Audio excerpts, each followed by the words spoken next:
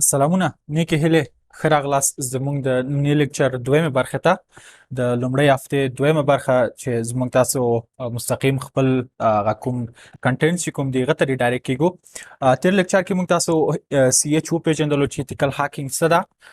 څه ریکوایرمنټس لري، څه رقم تاسو امتحان پاس کولو چې اهمیت یې څه ده، او دې اړوند مختلف موضوعات چې موږ تاسو بحث پرې وکړو. نن راځو موږ تاسو یو نوي موضوعات سره د نن کنټینټ چې کوم موږ تاسو لرو واټ از هاکینګ خپل څه شی ده،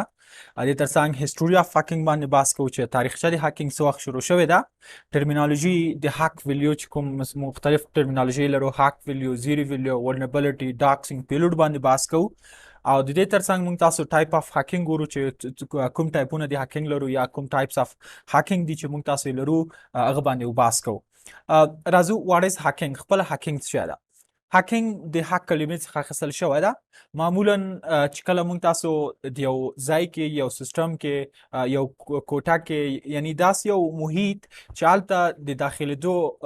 امکان ډیر کم وي او موږ تاسو همغه کم امکان څخه په استفادې یو سیستم ته، یو شبکې ته، یو نیټورک ته، یو ویب سایټ ته داخليږو، دې ته موږ تاسو یعنی هاکینګ ویلی شو. هاکینګ معمولا یو کنټینیوس ټنس ده، یعنی جاری حالت ده چې کله موږ تاسو سیستم ته داخليږو، کله موږ تاسو هغه یوزر نه یو، والید یوزر نه یو چې موږ تاسو هلته والید یوزر یو سیستم ته داخليږو. د انوالید یوزر په صفت چې کله سیستم ته موږ تاسو داخليږو، یو سیستم ته اکسس پیدا کوو، یو سیستم ډیټا اکسس کوو، یو سیستم کرش کوو، یو سیستم څخه معلومات بل چاته لیږو، یا هم د سیستم د خاموش کېدو ډاون کېدو باعث ګرځو. دا ټول هغه ټیمز دي چې یو هاکینګ یې سر ته رسوي، یو هاکر یې سر ته رسوي. هاکینګ معمولا یو کنټینیوس ده، یو اکشنز ده چې اجرا کیږي، د هاکر په وسیله د اکشن سر ته رسول کیږي او هدف یې دی چې یو سیستم ته باید داخل شم. موږ تاسو کله چې هاکینګ بحث کوو، مهم موضوع دا ده چې څنګه کولی شو سیستم ته قانوني نه یو، یعنی هاکینګ معمولا موضوع هم دا ده چې سیستم ته موږ تاسو قانوني والید یوزر نه یو، سیستم ته څنګه داخليږو. مثال موږ تاسو دا یو ډیټابیس ته او دلته یو یوزر شتون لري، یو یوزر دلته غواړي د دې سیستم ته اکسس پیدا کی. نو کله چې دا یوزر غواړي د سیستم ته اکسس پیدا کی، دی باید مثال یوزر نیم، پاسورد، دا حتما باید دا ډیټا ولري. هر کله چې یوزر غواړي د سیستم ته داخل شي، دی غواړي ریکوست کوي، هغه ورته خپل انټرفیس فراهم کوي چې ماته د یوزر نیم پاسورد اډ کا، ځان اترایز کا. چې کله دا یوزر نیم پاسورد ورکوي نو د سیستم ته اکسس پیدا کړ. اما یو بل کس دا دلته چې هیڅ یوزر نیم پاسورد نه لري، اما د سیستم ته غواړي چې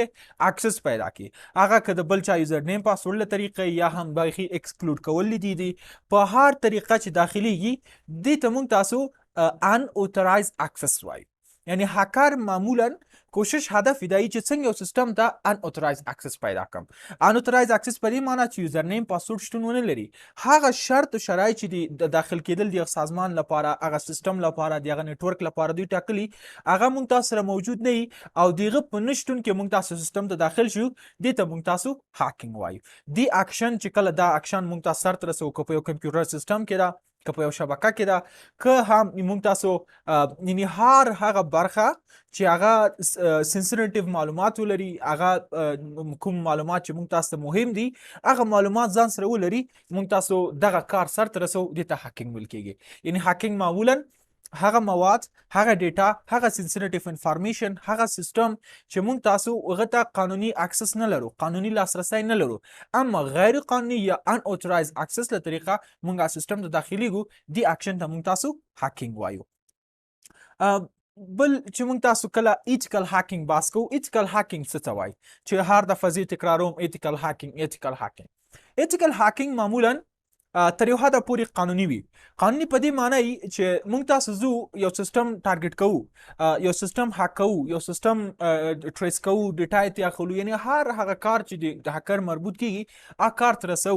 اما هدف مو دا نه چې سیستم ایکسپلایټ کو. ایکسپلایټ په دې معنی هغه ضعف نقطه مو چې پیدا کړله هغه ته انفجار نه ورکو، دا ویکنس المنځ نه وړو، سیستم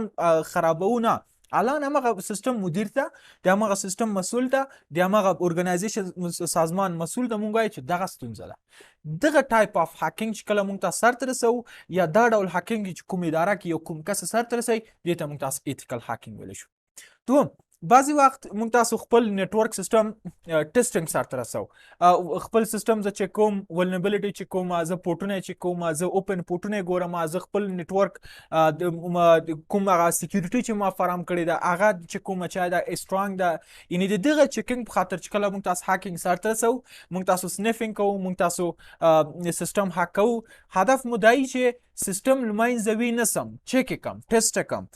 مشکل پیدا کم آیا سیستم ما د هکران په مقابل کې توان لري کني لري آیا کوم سکیورټي چې ما جوړ کړی دا کوم سکیورټي چې ما رامنځته کړی آیا دا کوم اهمیت لري کني لري د ته ورته کوم کار چې موږ تاسو سره رسو دا د ایتیکل هاکینګ مربوط کیږي او د لاست ون کله چې موږ تاسو دا ډول کارونه سیستم ټیسټ کوو د سیستم ویکنس پیدا کوو د سیستم نیمګړتیا مشکلات په ګوته کوو هغه سکیورټي پروفیشنل ته وایي چې دا حل کا د ډول ټایپ اف هاکینګ ته موږ تاسو ایتیکل هاکینګ وایي یعنی نور هیڅ فرق نه لري تاسو د کوم سیستم هاکوي د کوم تاسو ډیټا غلا کوي د کوم تاسو سیستم کې ډور پلیټونه جوړوي اما فرق دا ده چې زموږ د هدف دی چې بیرته همغه مربوط سازمان ته همغه مربوط کاسته بیرته وایي چې دا سیستم دا مشکل لري دا نیمګړتیا لري دا سولف کا دته ځواب وایه سو کله چې ایتیکل هاکینګ دی دا موضوعات نو هو از هاکر تاسو په نظر هاکر څوک ده موږ تاسو هاکر آیډنټیفایم ک هاکر موږ تاسو چې کله یو چاته هاکر وایو معمولا هغه کمپیوټر ایکسپرت هغه کس چې په کمپیوټر کې یعنی ایکسپرت ده متخصص ده بلد ده یعنی یو کس ده ډیټابیس انجینر ده ډیټابیس اډمنسټریټر ده نیټورک انجینر ده اما د دې ترڅنګ د هاکینګ اکټونه هم کوي هاکینګ اکټونه دا ده چې په نیټورک سکیورټي نیټورک کې خو ایکسپرت ده غواړي د نیټورک سکیورټي کې کار وکړي از هاکر دا کوشش وکړي چې څنګه یو نیټورک هاک کړم دې ته موږ تاسو هاکر ویلی شو هاکر معمولا کوشش همدای هدف همدای د تعلیم او کوم نالج چې دی ترلاسه کوي هدف یې امید دی چې دا زده کړي څنګه یو سیستم په نارمل ډول کار کوي څنګه هغه ډیزاین شوی ده او څنګه مونږ کولی شو دې سیستم سره یعنی داسې یو لوبه وکړو چې هغه سیستم د خپل نارمل حالت نه ویک حالت ته واچو یا هم ډاون کړو یا هم لمنځه یې ویسو یا هم هغه سیستم سلوی کړو د مختلف ډوله ګولز چې یو هاکر سرته رسوي مثال ورځ انتخابات ته موږ تاسو سایټو کې انټرنیټ بیس ووټینګ لرو